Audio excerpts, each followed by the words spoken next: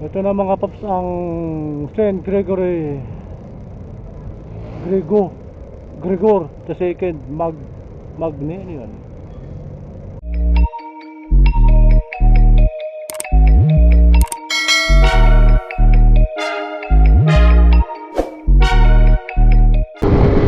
Good morning mga paps.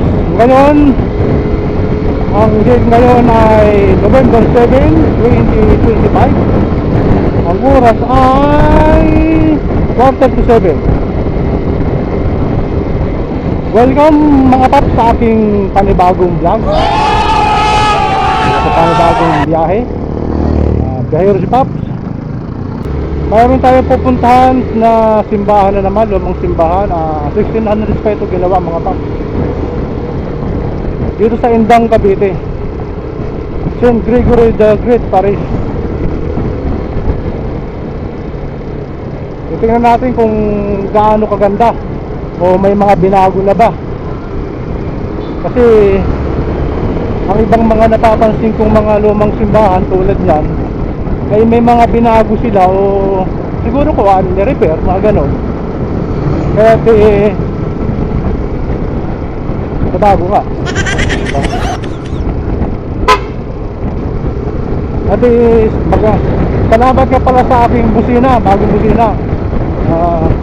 Pia Horn. Magandang klase, magandang tunog. Oh. Pia Horn, baka naman. Oh. Ganda ng busina mo, oh. Baka naman.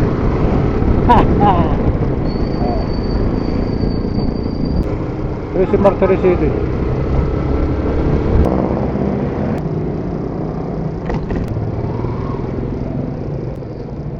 Premium. Dahil sa pawala ng gas natin, minabuti kong magpagas muna.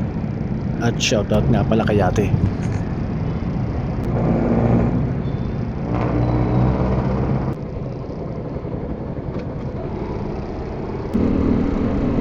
Cavite 7-Eleven mga paps, oh. 7-Eleven. At shoutout nga pala sa mga nakasama ko Naalala sa ko pa nung 7-Eleven. siya Lahat nakaduty yun. nun. Marahil hindi yun na ako tanda. Itong taon din Kaya ako sikat dyan. na ako ngayon. Si Kachupoy pala. Cavite State University. Ayun. Pwede pala kumanan dito, ano. Cavite State University, Don Severino de las Alas Campus.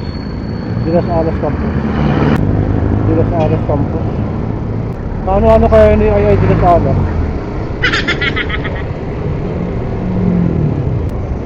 Dito na tayo mga paps. Yun yung munisipyo nila, oh. At ang munisipyo nila ay halos tapat din Yan ang ng munisipyo. simbahan. Tapos ito rito, no parking. Saan tayo magpapark?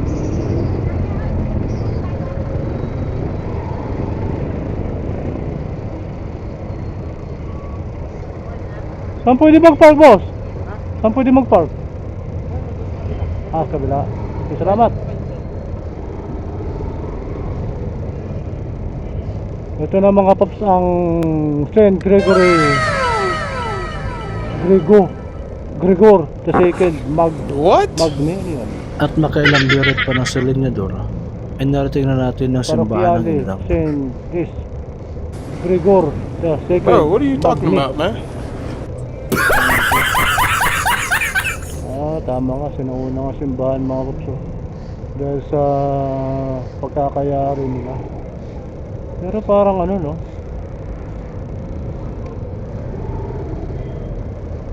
Saan tayo?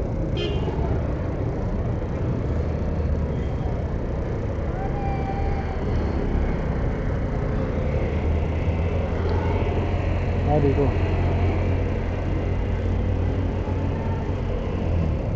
Dito yung motor.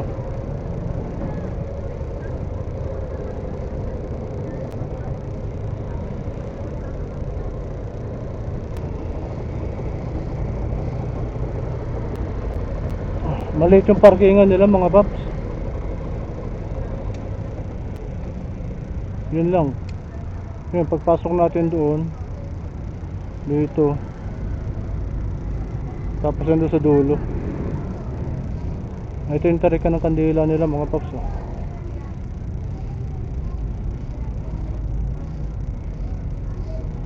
In loving memory of all babies killed by abortion, pray for us. Ganun. Wawa naman ano.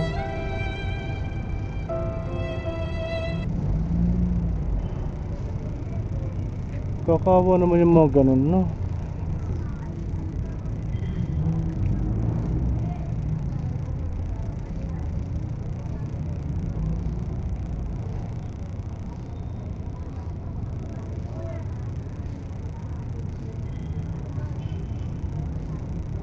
Hanggang doon lang mga paps.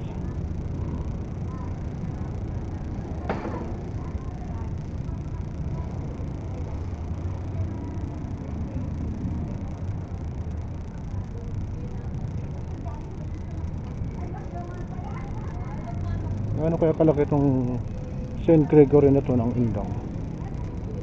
Kasi yung St. Gregory doon sa Mahayhay, hindi ko pala nabablog yun mga paps ano. So ipapakita ko rin sa inyo yun kaya nagkaroon na gawin tayo doon.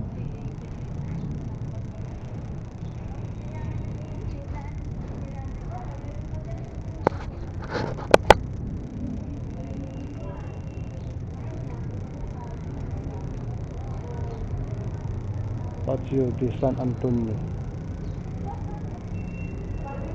Parang hindi na siya ano no. Hanggang dito pala. Ito pala ang gilid ng ano.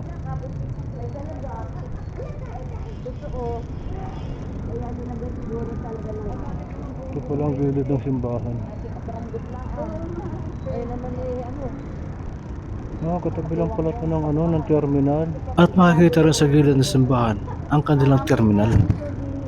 Katabi lang pala ng terminal mga paps no. Gilid lang. Kasi ito yung terminal eh oh.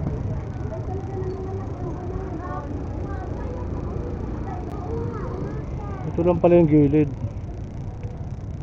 Porta Sancta.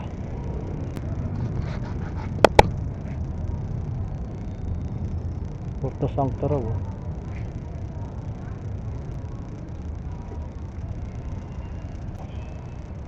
Parang hindi na siya original ano, yung pagkakagawa. Parang ano na siya.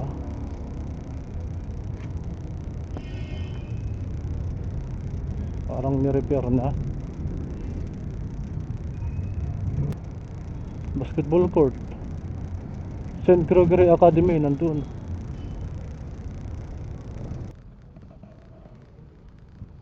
At pasukin naman natin ang loob ng simbahan.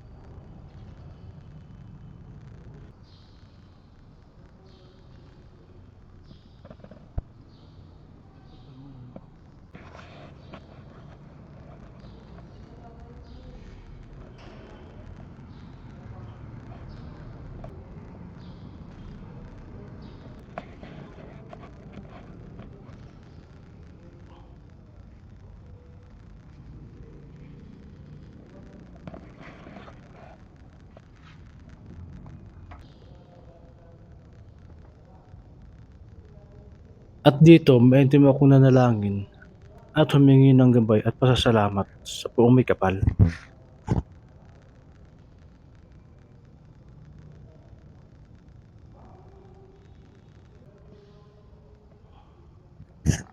At muli kong nilibot ang aking paningin sa loob ng simbahan.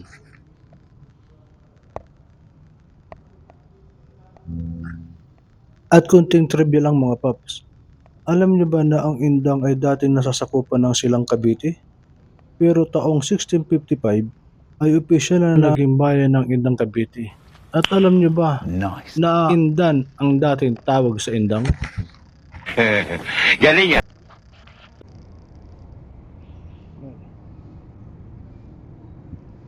Unang naitayo ang simbahang ito bilang misyon ni Padre Angelo Armando noong 1611 Hindi man ganun kaganda ang naging vlog natin ngayon dito dahil sa ano,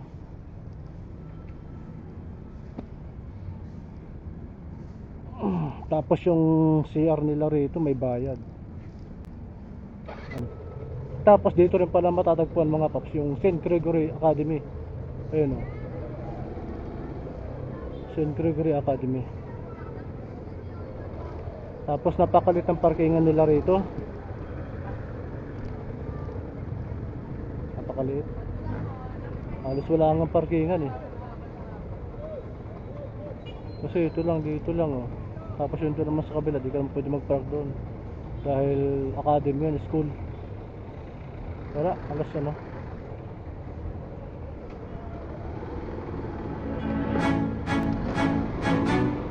Dito na tayo.